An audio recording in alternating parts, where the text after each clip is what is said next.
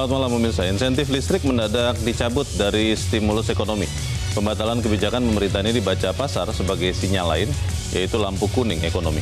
Anggaran kurang berdampak, efisiensi anggaran semakin diperketat, deflasi terjadi 3 bulan beruntun, indeks PMI terus turun, belum ada insentif kuat untuk industri dan kelas menengah.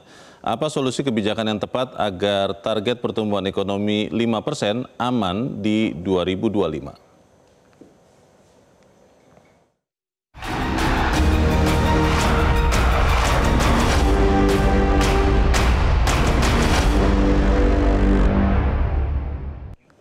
Pelemahan perekonomian global dan perekonomian Indonesia ada di depan mata. Indonesia langsung bertindak. Bonus dan diskon untuk masyarakat terus diberikan pemerintah. Yang terbaru, Senin 2 Juni kemarin, pemerintah memberikan sejumlah diskon dan bonus untuk masyarakat.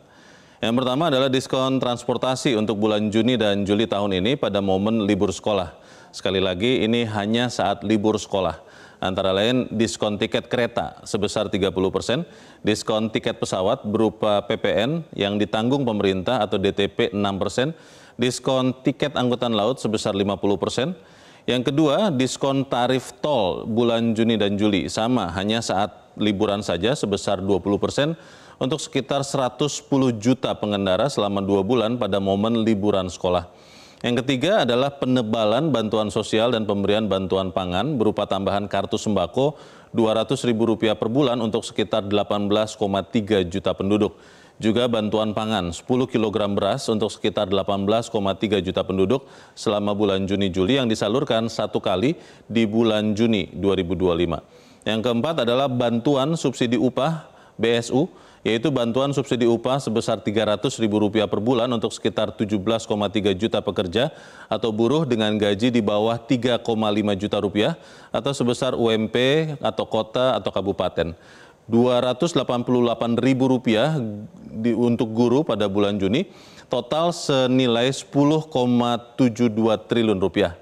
Yang kelima adalah perpanjangan diskon 50% iuran jaminan kecelakaan kerja atau JKK senilai Rp0,2 triliun yang berasal dari dana non-APBN. Total diskon dan bantuan upah dan beras ini senilai Rp24,4 triliun. Yang menarik, pemerintah membatalkan diskon tarif listrik 50% untuk 79,3 juta orang pelanggan listrik dengan daya di bawah 1.300 volt ampere. Saat 5 stimulus ekonomi diumumkan kemarin Senin 2 Juni, Menteri Keuangan Sri Mulyani Indrawati mengatakan soal batalnya diskon tarif listrik ini. Ini pernyataan Sri Mulyani, kita rapat diskon listrik penganggaran lebih lambat kalau Juni-Juli tidak bisa dijalankan. Sebelumnya, Menteri Koordinator Bidang Perekonomian Airlangga Hartarto menegaskan bahwa pelanggan rumah tangga dengan daya listrik 450 volt ampere hingga 1.300 volt ampere akan mendapatkan diskon tarif listrik 50% mulai 5 Juni sampai 31 Juli 2025. Menko Perekonomian sempat mengatakan bahwa sampai 1.300 nanti teknis masih kita bahas. Dan setelah dibahas, diskon tarif listrik dibatalkan. Diskon tarif listrik memang batal, namun pemerintah yakin 5 stimulus ekonomi akan sanggup menjadi pengobat perlambatan pertumbuhan ekonomi nasional, mencegah deflasi beruntun, dan memperbaiki penurunan Purchasing Manager Index atau PMI. Dan pemirsa, inilah daftar 5 stimulus ekonomi, strategi yang diyakini ampuh oleh pemerintah untuk mengamankan laju ekonomi Indonesia. Namun bagaimana jika soal pembatalan diskon listrik justru dibaca oleh pasar sebagai sinyal kegamangan pemerintah menghadapi situasi perekonomian? Pemirsa, tetaplah bersama kami. Top Ekonomi akan kembali hadir dengan narasumber terpercaya sesaat lagi.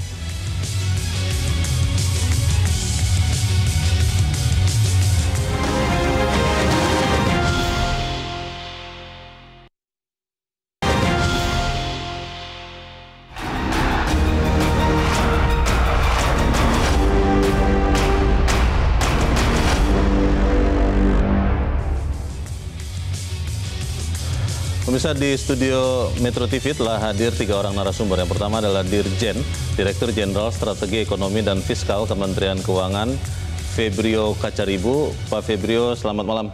Malam, Pak Leo. Selamat menjadi dirjen, walaupun tadinya ya mirip-mirip lah ya pekerjaannya ya. Terima kasih sudah hadir di Metro TV.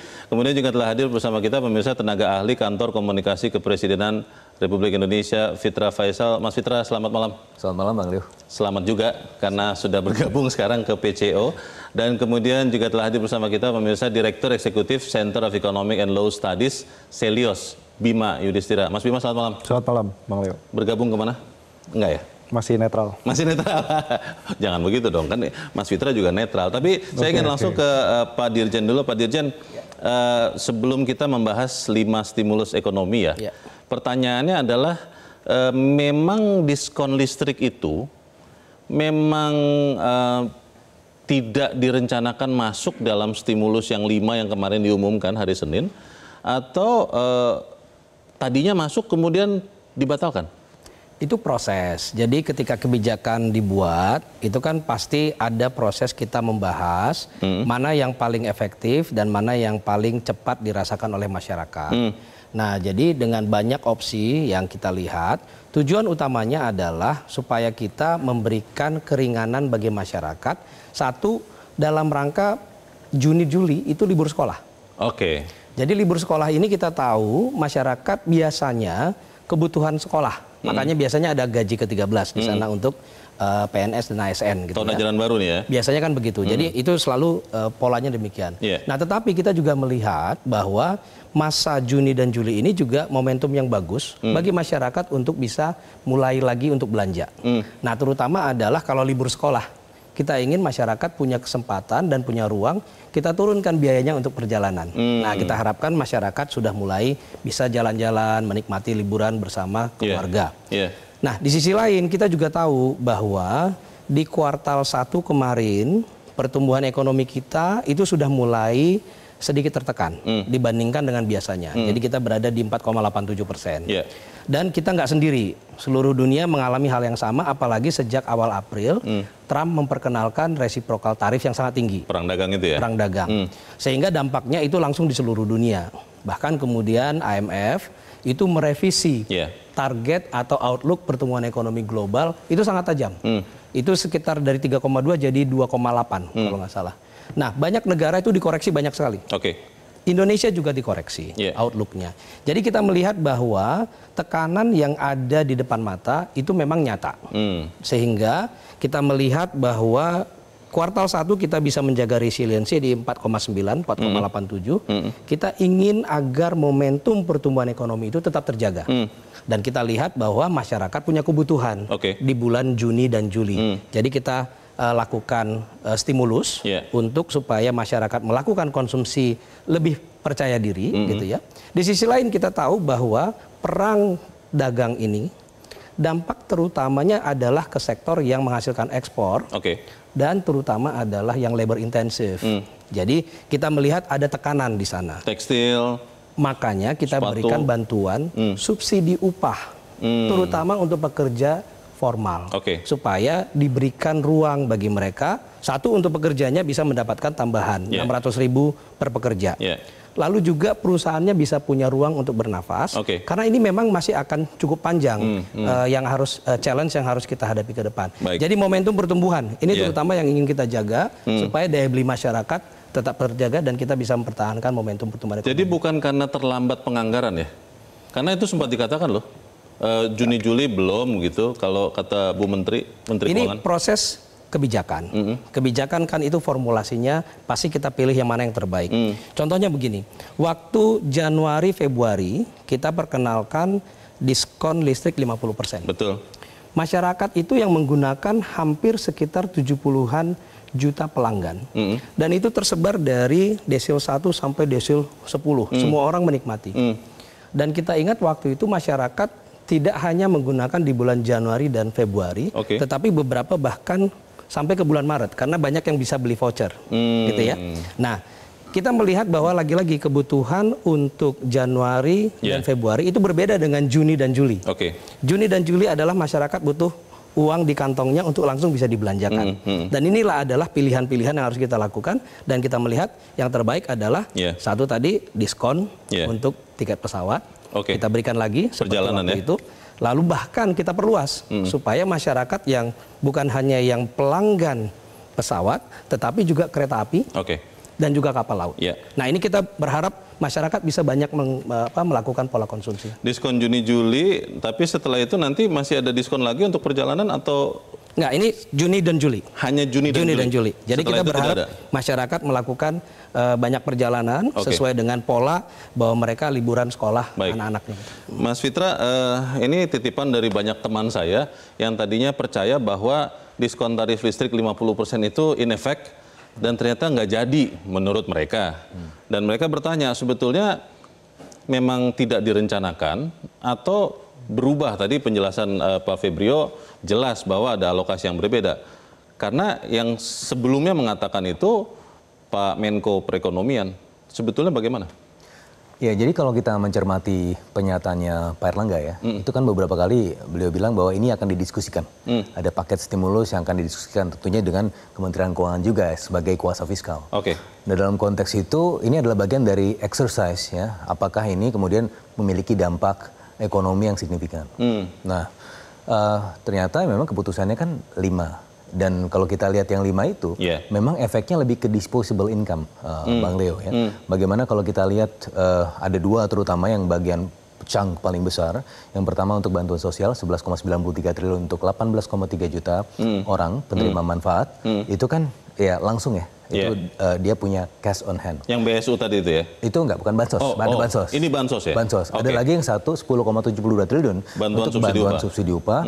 Yang mana menurut Kementerian Keuangan, Bu Sri Mulyani juga sudah bilang bahwa ini datanya sudah sangat clean. Jadi sudah bisa langsung di-disburse, efisien, bisa punya pegangan uang. Sehingga pada akhirnya ada disposable income, ada cash on hand yang bisa segera dibelanjakan. Nah, sebagaimana tadi Pak Febrio sampaikan, diskon tarif listrik di kuartal 1, Januari dan Februari, itu kalau kita lihat ternyata korelasinya terhadap pertumbuhan ekonomi kuartal 1, terutama pertumbuhan sektor konsumsi, itu tidak terlalu signifikan. Kalau kita lihat 4,89% untuk konsumsinya. Ya, artinya ya itu tadi, diskon ya, tapi apakah dia belanja?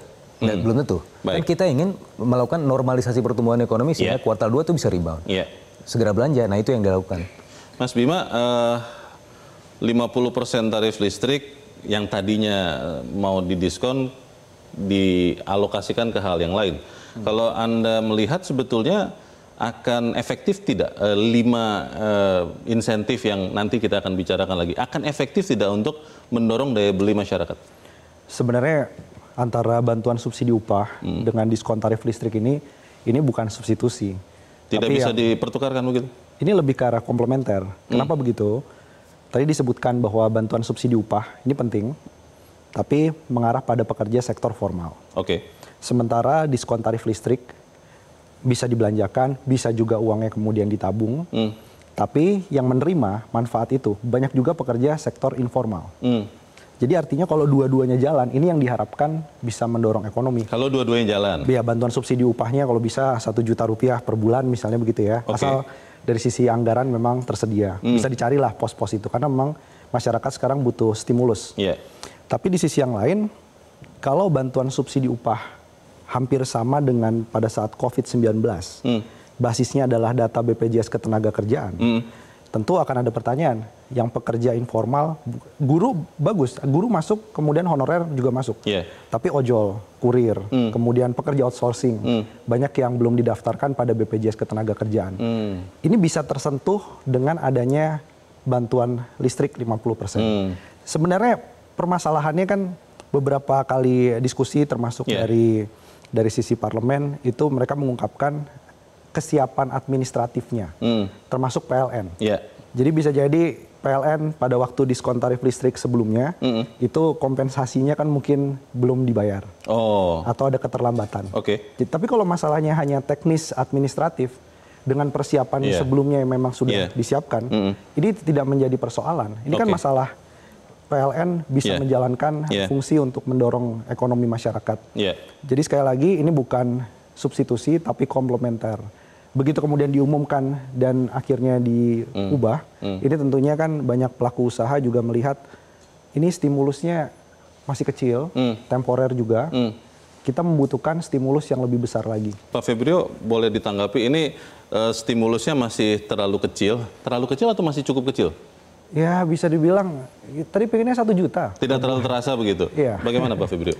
Kita punya 1 tahun 3.621 triliun. APBN? Harus dibelanjakan. Oke. Jadi target belanja kita sangat besar. Dan itu penerimanya semuanya mayoritas adalah miskin dan rentan. Jadi kalau kita lihat manfaat dari APBN, mulai dari PKH, bansos, lalu juga diskon yang lain, bahkan juga termasuk subsidi BBM. Itu mayoritas miskin dan rentan yang menikmati. Nah, ini besar sekali. Jadi kalau kita lihat manfaat dari APBN itu yang langsung masuk ke kantong masyarakat itu gede banget. Nah, jadi kita bicara 3.621 triliun. Sampai akhir tahun. Jadi menurut saya fokusnya nih sebaiknya bukan bicara hanya tentang 1 triliun, 2 triliun. Pak Prabowo melihat 3.621 triliun ini adalah untuk sebesar-besar kemakmuran rakyat. Jadi pertama, langsung kita lihat, fokus Pak Prabowo itu adalah sektor pertanian. Dan kita lihat belanja sektor pertanian itu sangat besar. Mulai dari irigasinya 20 triliunan. Mulai dari lumbung desanya sekitar 20 triliunan. Lalu membangun sarana prasarana untuk sektor pertanian. Makanya kita lihat Q1 kemarin di tengah challenge yang sangat berat, untuk pertama kalinya mungkin dalam 10 tahun terakhir, pertumbuhan sektor pertanian itu di atas 10%. Belum pernah kita melihat produktivitas padi setinggi itu.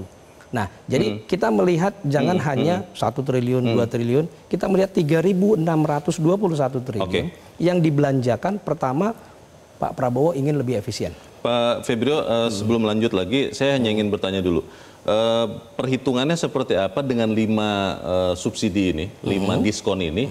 Karena kan kalau secara sederhana namanya didiskon, artinya penerimaan negara berkurang. Kalau didiskon kan ketika orang harusnya membayar lebih banyak atau penuh, ketika didiskon berkurang secara pos-pos yang dikurangin ini. Ini hitung-hitungannya bagaimana? Apa targetnya untuk efek dari 5 kebijakan subsidi ini? Sebenarnya tidak. Jadi gini, dari 24,44 triliun itu sekitar 0,9 itu adalah non APBN. Tapi kemudian yang dari APBN itu mayoritas itu dalam bentuk belanja. Jadi satu-satunya yang sifatnya itu adalah insentif perpajakan itu adalah diskon yang 66% pesawat untuk tiket pesawat. PPNDTP. Itu pun PPNDTP. Jadi sebenarnya dibayar pajaknya. Nah, tetapi seluruhnya, hampir seluruhnya selain dari PPN itu yang sekitar 23 triliun dari APBN itu bentuknya belanja. Jadi ini tidak mempengaruhi sisi penerimaan justru. Yang justru ingin kita lihat nanti adalah karena kita mendorong perilaku konsumsi masyarakat dengan 1 triliun kita spend untuk belanja supaya masyarakat, tadi Pak Fitra sebut disposable income, kita berharap ini akan menghasilkan permintaan untuk restoran, permintaan untuk perjalanan, masyarakat pergi ke warung. Karena perjalanan tadi yang distimulasi dengan 5 ini yang kita biasa sebut multiplier subsidi effect. Nah, inilah yang kemudian nanti kita harapkan bisa menjaga pertumbuhan ekonomi, khususnya untuk Q2, kita ingin pertahankan momentumnya.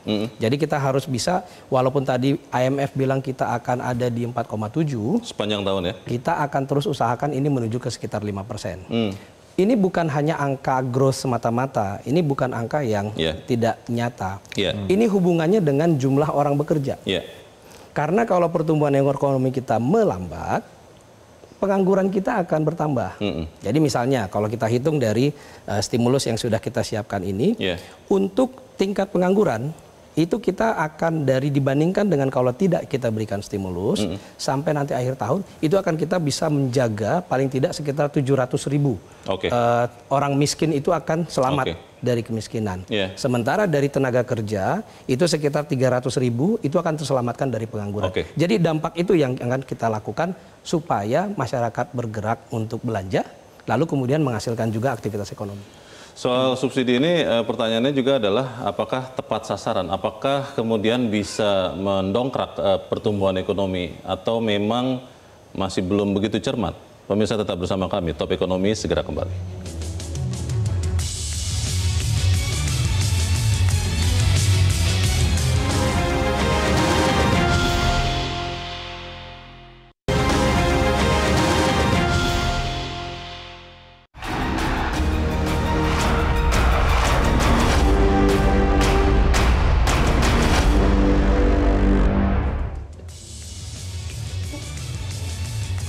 Terima kasih Anda masih bersama kami pemirsa, dan saya ingin langsung ke Pak Dirjen. Pak Dirjen, sebetulnya kondisi ekonomi Indonesia saat ini itu seperti apa? Betul bahwa masih di atas 4% ya untuk triwulan pertama?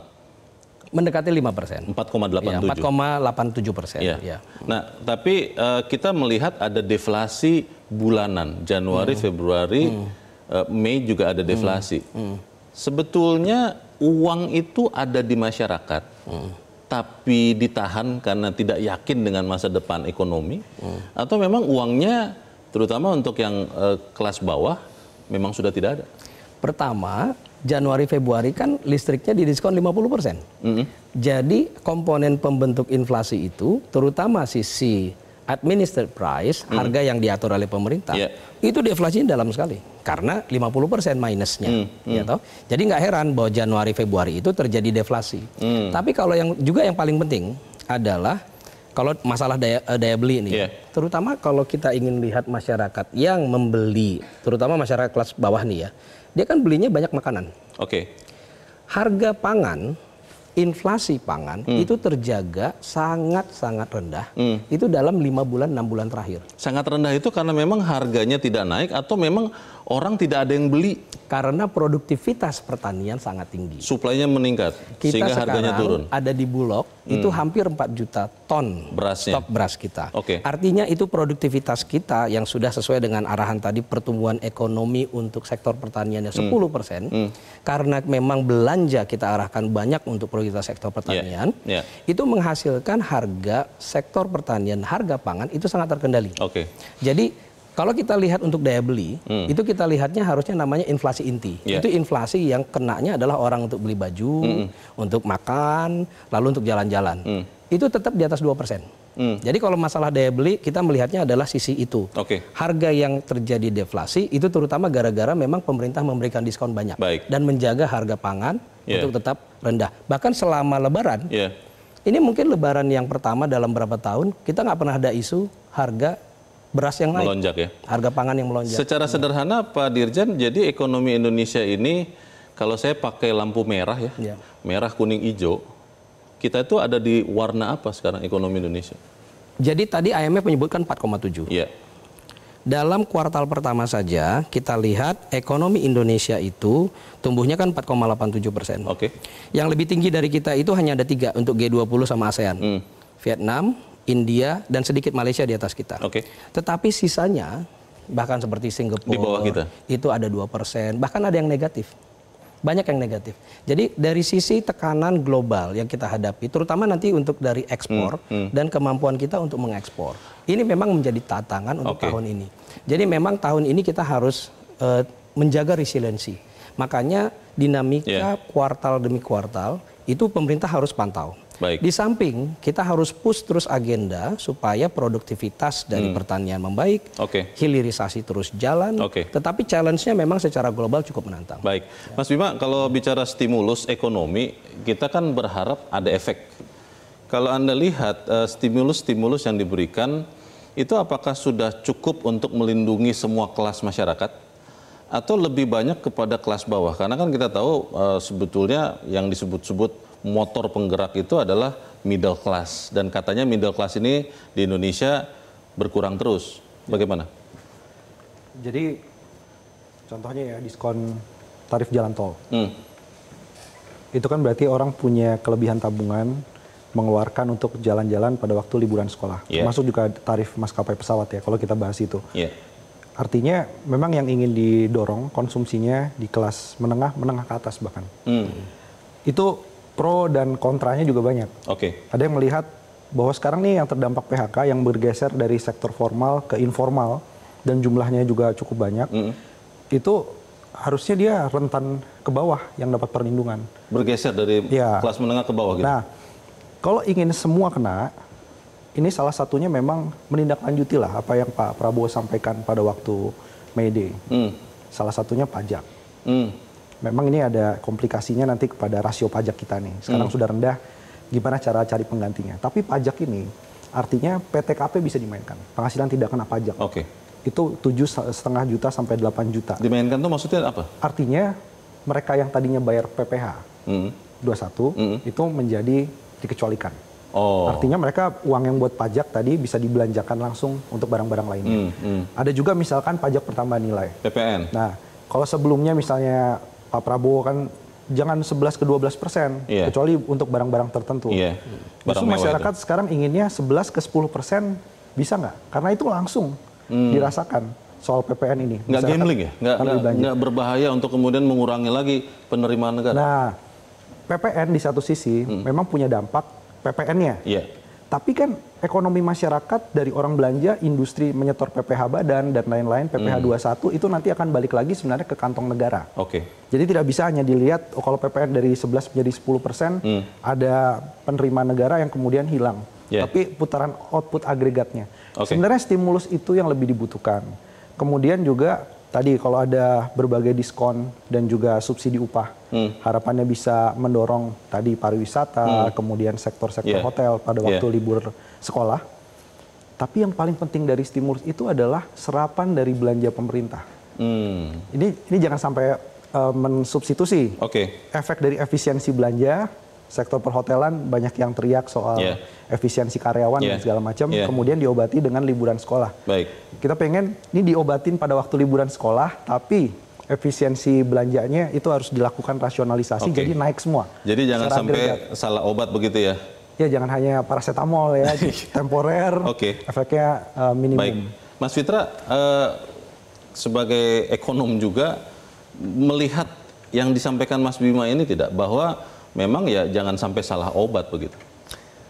Ya kan kalau kita melihat bagaimana pakai stimulus ini kan add-on. Dari misalnya kalau tadi kita bicara mengenai bagaimana mengurangi beban middle class itu paling besar kelompok pengeluarannya adalah makanan 41,7%. Itu di cover dengan yang mana? MBG itu kan 171 triliun, sudah ditambah sekarang dari 71 triliun ya. Rata-rata keluarga di Indonesia itu 4,71.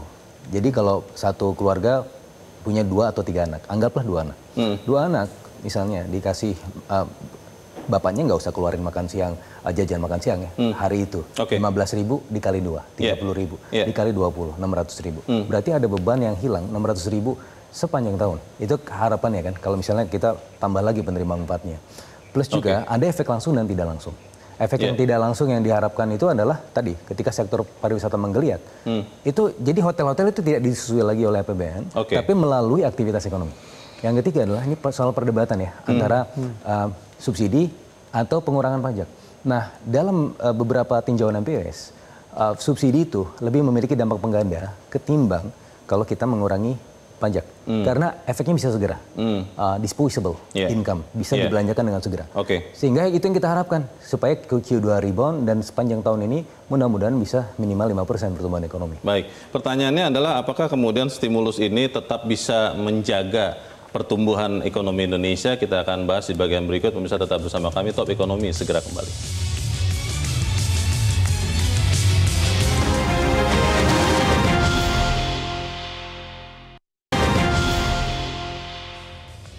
Terima kasih Anda masih bersama kami. Kita di bagian akhir diskusi kita malam ini. Pak Dirjen, stimulus itu akan efektif kalau bisa menjaga atau bahkan mengangkat pertumbuhan ekonomi.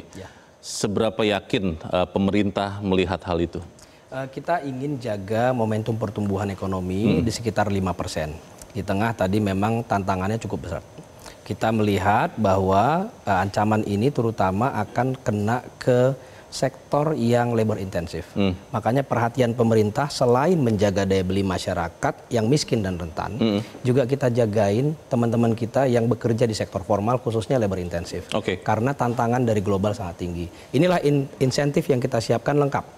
Mulai dari 18,3 juta tadi untuk masyarakat dapat bantuan pangan dan juga bansos. Kita lihat juga 14,3 juta orang yang bekerja di sektor formal khususnya yang labor intensif. Jadi ini kita melihat dari miskin dan rentan, bahkan juga melihat untuk kelas menengah, dan semoga masyarakat bisa melakukan konsumsi banyak, terutama di bulan Juni ini, supaya menstimulate ekonominya, karena tujuannya stimulus itu adalah untuk menstimulate ekonominya. Ini stimulus terakhir atau masih akan ada lagi stimulus-stimulus mengikuti perkembangan? Pemerintah pasti akan mengelola APBN di sekitar kondisi dari perekonomian. Tadi APBN kita besar, 3.621, digunakan sangat efisien untuk sebesar-besarnya multiplier effect bagi perekonomian kita. Kita akan kelola APBN-nya bersama dengan ekonominya. Baik, terima kasih. Mas Bima, kalau kita demam, kita minum obat, kalau demamnya turun tapi penyakitnya tidak diobati, demam lagi. Apa yang kemudian menurut Anda harus dilakukan pemerintah supaya stimulus ekonomi yang kemarin diumumkan itu tidak seperti menggarami air laut? Ya memang masalah utama sekarang nih lapangan pekerjaan. Tapi ini kan judulnya diskon listrik ya. Jadi kalau listrik ini terkait ketenaga listrikan, kita harapkan memang industri yang padat karya, industrinya itu dibantu utilitasnya. Jadi diskon listrik kalau sekarang ditunda dulu untuk yang konsumen rumah tangga. Tapi yang industri padat karya ini, alas kaki, pakaian jadi, tekstil, sebaiknya diberikan. Ini diberikan. Kemudian listrik, masih soal listrik. Yang bisa mendorong penciptaan lapangan kerja, ini juga soal transisi energi. Jadi komponen energi terbarukan dalam negeri itu dikasih banyak sekali insentif. Karena di situ ada perpindahan nantinya, tenaga kerja baru yang lebih besar. Jadi kalau masih bicara soal listrik, ini banyak sekali yang bisa dilakukan. Jadi harapannya, kalau ini pun ditunda dengan berbagai alasan ya, alasan teknis ataupun kemudian dari sisi anggaran misalnya masih ada prioritas yang lainnya. Tapi ke depan ini industri padat karya setuju, memang harus menjadi prioritas untuk diselamatkan. Tapi nggak cukup. Nah, masalah soal fiskal, moneternya juga harus jalan. Jadi suku bunga itu juga penting. Satu lagi adalah untuk membungkus itu semua harus dipastikan setiap program pemerintah memang pro terhadap penyerapan tenaga kerja. Dan harus bisa mendorong ekonomi terutama di daerah-daerah. Salah satunya adalah stop efisiensi yang memang tidak perlu dilakukan efisiensi. Karena memang banyak sektor faktanya selama ini mengandalkan dari belanja pemerintah. Tidak bisa saklek ya begitu ya. Ini kan untuk efisiensi menghemat uang rakyat ini kemudian akhirnya dampaknya seperti sekarang begitu, hotel semacam itu tidak bisa begitu ya? Iya, karena di satu sisi kan efisiensi terdampak itu langsung instan. Harus dihitung ya? Ya, tapi di satu sisi dari hasil anggaran efisiensi diputar ke program lain butuh waktu. Terima kasih. Mas Fitra, komunikasi itu penting, Anda sudah ada di situ. Bagaimana Anda lihat pemerintah akan memperbaiki lagi komunikasinya terkait dengan stimulus ekonomi ini? Ya, jadi tentu dasar dari komunikasi adalah embracing the facts, melihat fakta-faktanya, terus kemudian menyediakan roadmap. Dan itu yang sedang dilakukan pemerintah sekarang. Pemerintah menyadari bahwa kuartal 1 pertumbuhan ekonomi memang ya tidak sesuai ekspektasi. Makanya kan perlu dilakukan normalisasi sehingga bisa rebound. Nah, salah satu cara untuk melakukan rebound itu, sebagaimana proyeksi dari Kementerian Keuangan, kalau tanpa stimulus itu bisa jadi kuartal kedua cuma tumbuh 4,55%. Nah, dengan stimulus minimal itu 4,9%. Jadi setidak-tidaknya dijaga tidak jauh dari kuartal 1. Dan itu adalah apa yang dilakukan pemerintah, dan roadmap ke depannya adalah bagaimana membagikan ekonomi.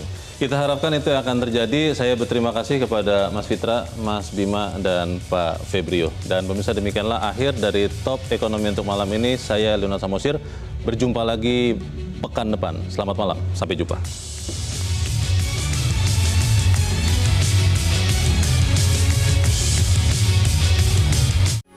Metro TV.